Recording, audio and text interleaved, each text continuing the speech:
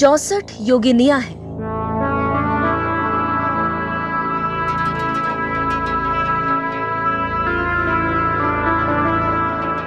मां काली भी है,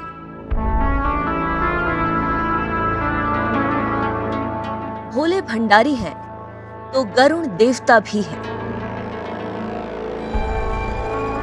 साथ ही है एक अजीबोगरीब डर।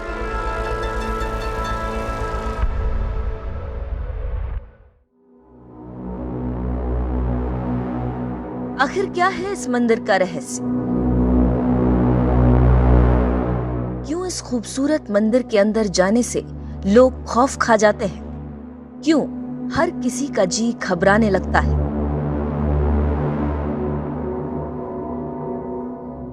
घुमक्कड़ के साथ हुए इस अनुभव की कहानी क्या है, ये कुछ ही देर बाद आपको विस्तार से पता चलेगा। फिलहाल इतना कहेंगे, नजर गड़ाए रखिए। सर्वप्रथम मंदिर का इतिहास जानिए।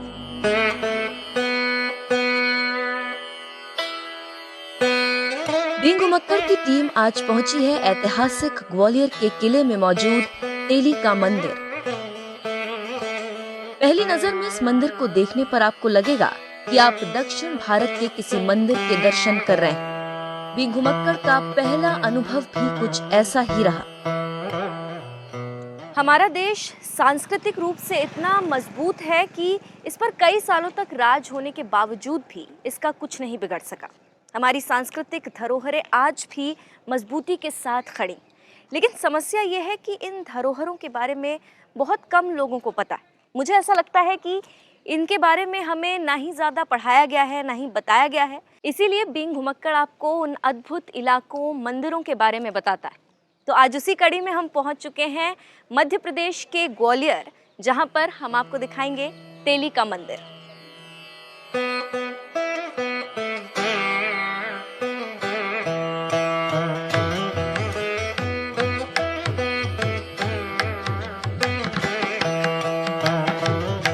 तेली का मंदिर के अंदर पहुंचे और इसे करीब से समझा तो जान पाए कि आखिर इसकी खासियत क्या है। सामने से देखेंगे तो ये मंदिर काफी विशाल बना है। ग्वालियर किला परिसर में जितने भी मंदिर बने हैं, उनमें तेली का मंदिर सबसे ऊंचा है। इसकी ऊंचाई करीब 30 मीटर है, इसलिए ये दूर से ही दिखाई देने लगता है। माना जाता है 9वीं ईस्वी सदी में इस मंदिर का निर्माण प्रतिहार राजा मिहिर भोज के शासनकाल में हुआ। लेकिन चौंकने वाली बात यह है कि इसे राजा ने नहीं, बल्कि दक्षिण भारतीय तेल बेचने वाले व्यापारियों के एक समूह ने बनाया। इसीलिए इस मंदिर को तेली का मंदिर कहा जाने लगा। शायद इसी वजह से मंदिर की शैली दक्षिण भारतीय नजर आती है। इस मंदिर की खास बात है ये इलाका। इस मंदिर की छत गज पृष्ठाकार में बनी हुई। ये मंदिर द्रविड़ शैली में बना है और कहीं कहीं पर आपको दक्षिण भारतीय वास्तुकला के साथ साथ उत्तर भारतीय वास्तुकला भी दिखाई देगी। उत्तर भारत में दक्षिण भारतीय वास्तुकला ना के बराबर दिखती।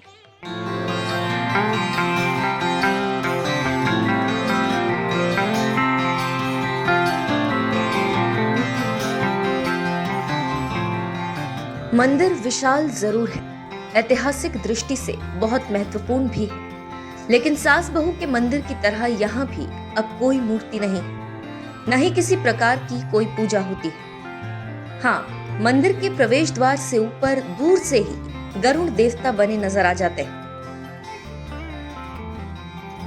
मंदिर के पिछले हिस्से में 64 योगिनियों में से 2 योगिनियां साफ साफ दिख जाती हैं। साथ ही देवी काली के भी कई रूप नजर आते हैं। इसके अलावा मंदिर के दाहिने हिस्से में शिव और ब्रह्मा की मूर्तियां भी उकेरी हुई मिल जाती हैं। इन सभी मूर्तियों को देखकर लगता है मंदिर बनाने वाले ईश्वर के अनेकों रूप को मानने वाले रहे होंगे। इन सबके बीच दीवारों पर जगह जगह प्रेम को चित्रित करती हुई नक्काशी भी देखी जा सकती है। कहा जाता है कि करीब 1000 साल पहले दक्षिण की एक राजकुमारी को दक्षिण के ही एक व्यापारी ने तेली के मंदिर में आयोजित किसी कार्यक्रम में प्रपोज किया था।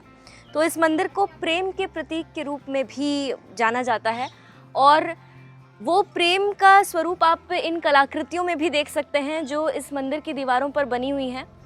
यहाँ पर बहुत सारी कलाकृतियाँ ऐसी हैं जो प्रेम का प्रतीक इस मंदिर को माना जाता है, वो चीज़ दर्शाती है यहाँ पर। और इन कलाकृतियों के अलावा भी और भी बहुत सारी चीज़ें यहाँ पे बनी हुई हैं, जैसे कि 64 योगिनियाँ, और एक तरफ माँ काली का रूप भी बना हुआ है इस मंदिर की दीवार पे। और इस तरफ अगर हम आते हैं तो फिर यहाँ पर, अब क्योंकि ये मंदिर विष्णु मंदिर है, इसलिए विष्णु से जुड़ा हुआ यहाँ पर हमें एक प्रतीक दिखता है, ये मगरमच्छ। ये जो बना हुआ है, ये अंदर जब पूजा होती होगी उस समय, तो अंदर जो भी जलाभिषेक होता होगा तो यहाँ से वो पानी बाहर आता था। इस तरह से बहुत सारी खूबसूरत नक्काशी, खूबसूरत कलाकृतियाँ इस मंदिर की दीवारों पर बनी हुई। मगरमुख को देखकर एक बार के लिए लगता है, हो सकता है कभी यहाँ विष्णु के साथ साथ शिव का मंदिर भी रहा हो और उनकी पूजा भी होती रही हो। इन अनेक खूबियों के अलावा बींग घुमक्कड़ को मध्य प्रदेश में घुमक्कड़ी के दौरान चप्पे चप्पे पर क्रूरता के निशान मिलते रहे।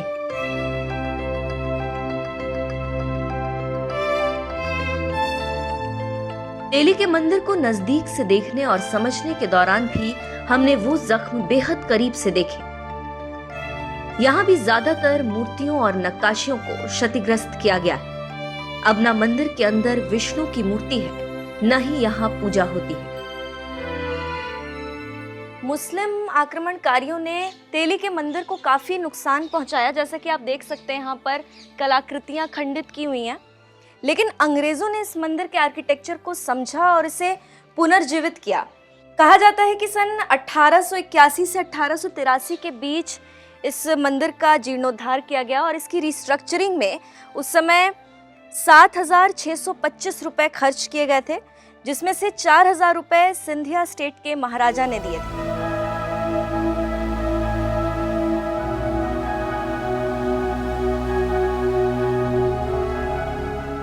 दुनिया भर में अपनी शिक्षा के लिए मशहूर सिंधिया स्कूल के सामने ये मंदिर आज भी शान से खड़ा तो है, लेकिन मुगल काल के बाद से यहाँ पूजा नहीं होती। इसकी वजह यह है कि अंग्रेजों ने मंदिर को उसका मूल रूप देने की कोशिश जरूर की, किंतु गर्भगृह में विराजित मूर्तियां न मिलने के चलते बाद में उन्होंने इसका इस्तेमाल कॉफी शॉप और सोडा फैक्ट्री के रूप में करना शुरू कर दिया। दूर दूर से पर्यटक यहाँ आज भी आते हैं और मंदिर की वास्तुकला को देखकर उसमें खो जाते हैं। हमारे साथ भी यही हुआ, लेकिन एक बात ने बींग घुमक्कड़ की टीम को बहुत निराश किया। जैसे ही हमारे कदम अंदर गर्भगृह के बीच पहुंचे, वो अचानक खुद ब खुद थम से गए। ऐसा लगा पल भर में हर कोई चक्कर खाकर गिर जाएगा। इसकी वजह थी अंदर से आ रही बदबू। गंदी स्मेल आ रही है इसमें से, बहुत बदबू है, बहुत स्मेल आ रही है।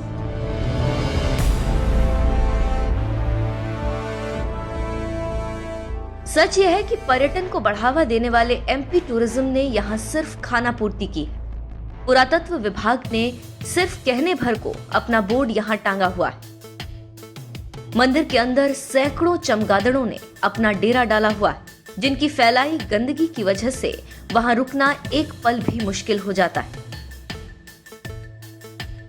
ज्यादातर भक्त और पर्यटक तो इस समस्या के चलते मंदिर के अंदर जाने का साहस ही नहीं जुटा पाते।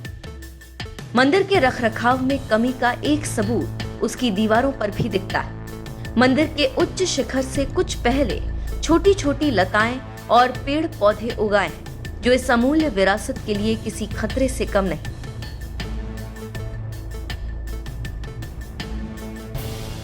खैर, इन सब बातों को नजरअंदाज कर अगर आप उत्तर भारत में दक्षिण भारतीय शैली के मंदिर को देखना चाहते हैं, तो प्रचंड गर्मी के मौसम को छोड़कर किसी भी वक्त पहुंच सकते हैं। ग्वालियर शहर रोड, ट्रेन और वायु मार्ग से पूरी तरह कनेक्टेड है।